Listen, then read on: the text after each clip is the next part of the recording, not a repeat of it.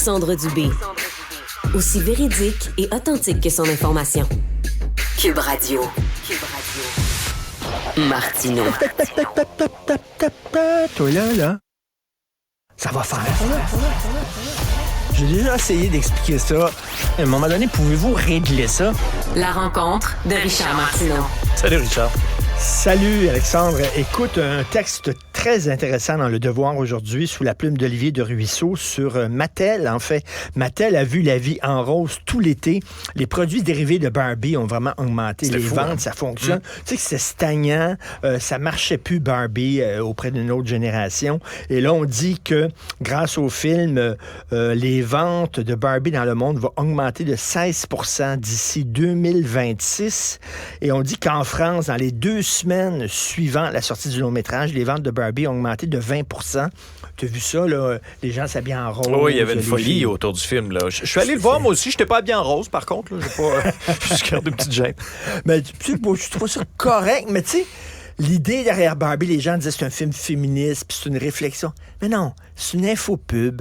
Mattel regardait, c'est ça, Mattel regardait les autres productions là, de super-héros, les compagnies de production qui faisaient des films de super-héros, en disant, nous autres aussi, on aimerait bien faire de l'argent avec nos personnages. Donc, on va commencer, on va en faire un avec Barbie. Ils ont fait un film pour vendre des poupées. C'est une grosse infopub de Mattel. Ça a super fonctionné. Ça a super marché. Et c'est drôle parce que dans le film, on critique Mattel, on critique les gens qui ont créé la Barbie en disant que c'était féministe, ça. Mais dans le fond, c'est pour vendre des poupées. Et mon fils de 15 ans commence à avoir des cours d'économie et de politique. OK? Puis l'autre jour, une grosse discussion en mangeant sur les excès du système capitaliste. Puis le système capitaliste, c'est pas bon. Puis je lui disais, regarde, le système capitaliste, c'est peut-être pas le meilleur système, mais comme disait Winston Churchill, c'est le moins pire. Je lui dis, entre autres, sais-tu pourquoi?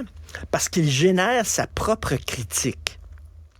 Le système capitaliste, si tu as accès à des livres qui critiquent le système capitaliste, parce que ces livres-là font de l'argent, les gens veulent les lire, ils font de l'argent, donc les entreprises n'ont pas vraiment de morale, sont prêtes à publier des livres, faire des films qui vont contre leurs propres intérêts, en autant que ça fait rentrer du cash.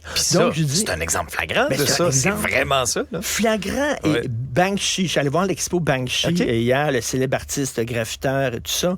Donc, une expo, 20 de ses œuvres qui sont exposées à Montréal, sur le boulevard Saint-Laurent. Il y a des gens qui ont détesté ça. Geneviève Borne a dit c'est n'importe quoi, les pas. J'ai adoré. Adoré cette expo-là. Mais Banksy est un gars qui critique le capitalisme à mort. Et ses œuvres se vendent des gonzillions de dollars. Alors, et tout le long, c'est un texte qui rend pas hommage à Banksy. C'est un texte qui pose des questions en disant, ce gars-là, c'est une contradiction vivante. Donc, ça t'amène à réfléchir sur le rôle de l'artiste dans la société, etc. Mais surtout le rôle de l'art dans un système capitaliste. Et ce gars-là, donc, plus il critique le système capitaliste... Plus il s'enrichit. Plus il s'enrichit. Et c'est exactement, j'étais à l'exposition avec mon fils et j'ai dit, regarde, c'est ce que je te disais l'autre jour, le système capitaliste est en sorte, c'est le système communiste, là. Si tu critiques le système communiste, ton livre ne sera pas publié. Mais si tu critiques le système capitaliste, Christy, ils vont le publier, ton livre, ils vont faire de la publicité, ils vont faire des T-shirts avec des films, etc.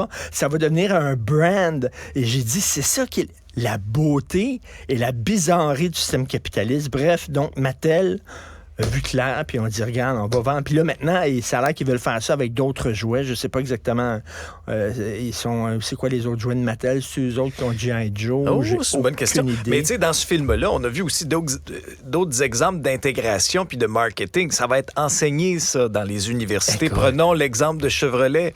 Avec, à un moment donné, il y a une scène où là, on voit Barbie monter à l'intérieur du nouveau Blazer 100% électrique de Chevrolet, qui c'est très drôle, qui sera commercialisé au cours cours des prochains mois. Ah oui, je l'avais pas vu, oui. ça. Alors, il y a eu cette espèce de coup de marketing-là au cours de l'été en introduisant ce véhicule-là. On sait à quel point le virage électrique est populaire. Oui.